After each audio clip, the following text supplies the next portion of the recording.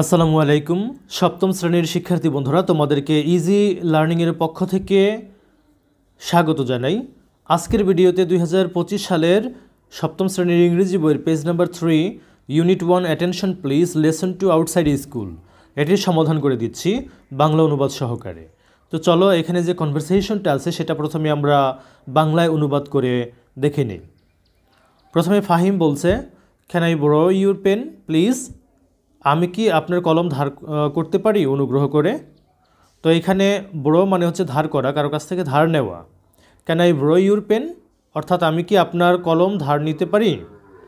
তামিম বলছে, yes of course you can. হ্যাঁ অবশ্যই আপনি পারেন।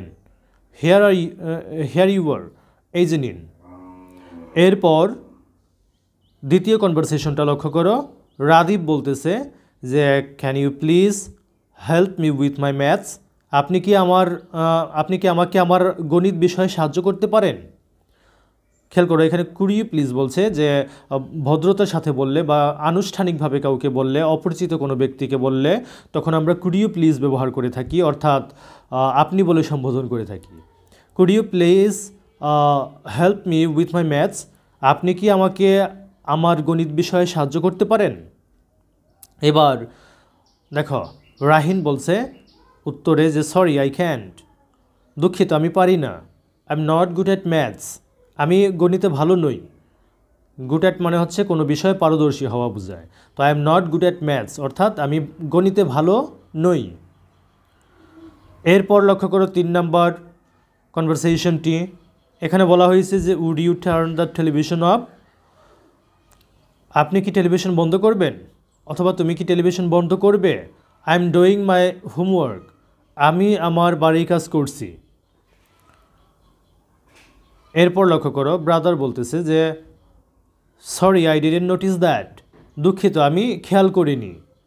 Please go on with your studies, অনুগ্রহ করে তোমার পড়াশোনা চালিয়ে যাও অথবা অনুগ্রহ করে আপনার পড়াশোনা চালিয়ে যান। এবার লক্ষ্য করো বি নম্বরে তোমাদেরকে বলছে যে complete this dialogues using suitable words.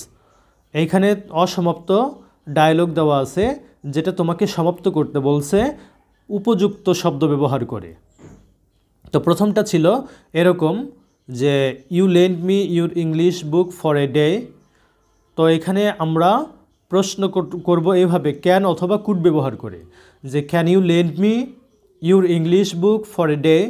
আপনি কি একদিনের জন্য আপনার ইংরেজি বই ধার দিতে পারেন? অথবা could you lend me, can অথবা কুড যেটা দাও সেটাই হবে। এরপরে 2 নম্বরটি লক্ষ্য করো। এইখানে বলা হয়েছে যে সরি আই ক্যান নট। এইখানে আমরা শূন্যস্থানে ক্যান নট দিয়েছি, কারণ হচ্ছে সে দুঃখিত বলছে যে আমি দিতে পারবো না এমনটা বলছে, তাই আমরা এখানে ক্যান নট কথাটি ব্যবহার করছি যে sorry I can not, I need to read it tonight, আজ রাতে এটা আমাকে পড়তে হবে। এরপরে দ্বিতীয়টি লক্ষ্য করো, could you please give me 50 টাকা? আপনি কি আমাকে 50 টাকা দিতে পারেন? তো এইখানে আমরা শূন্যস্থানে বসিয়েছি যে sorry I can't, can't equal to can not, অর্থাৎ সরি আই ক্যান নট যে দুঃখিত আমি পারবো না। আই হ্যাভ অনলি 20 টাকা উইথ মি, আমার কাছে মাত্র 20 টাকা আছে। এরপর লক্ষ্য করো 3 নম্বরটি, could you give me your calculator please?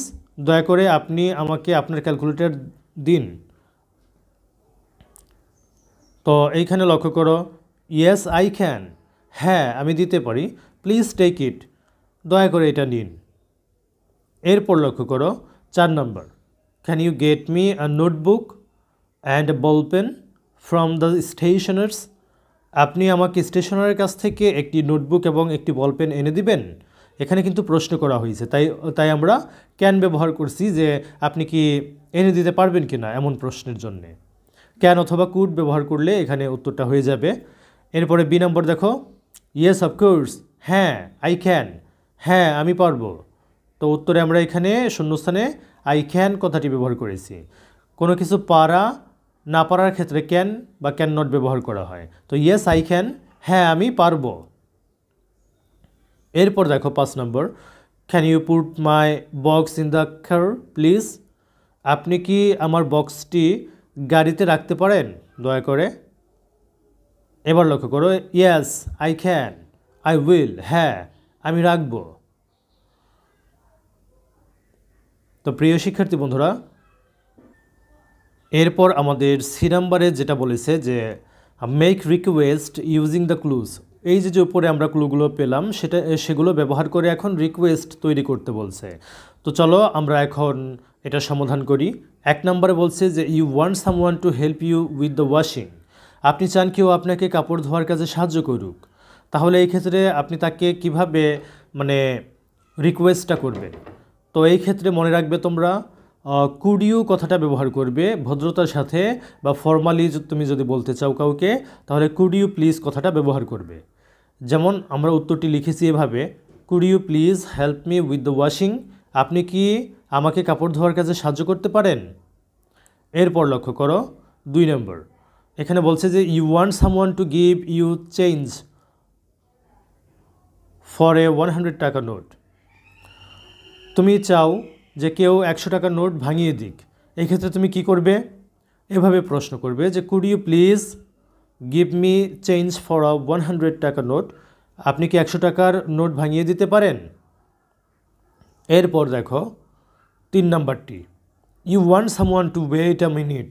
বলছে যে আপনি চান কেউ 1 মিনিট অপেক্ষা করুক। তাহলে আপনি কি করবেন?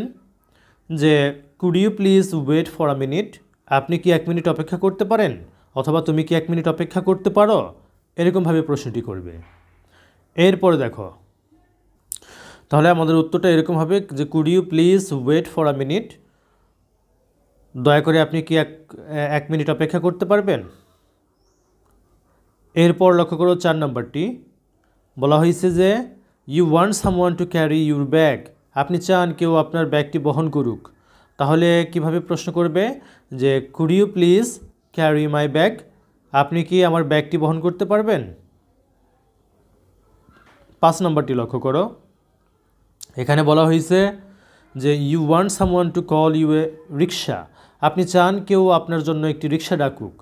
তাহলে কিভাবে বলবেন, তাকে অনুরোধ করবেন?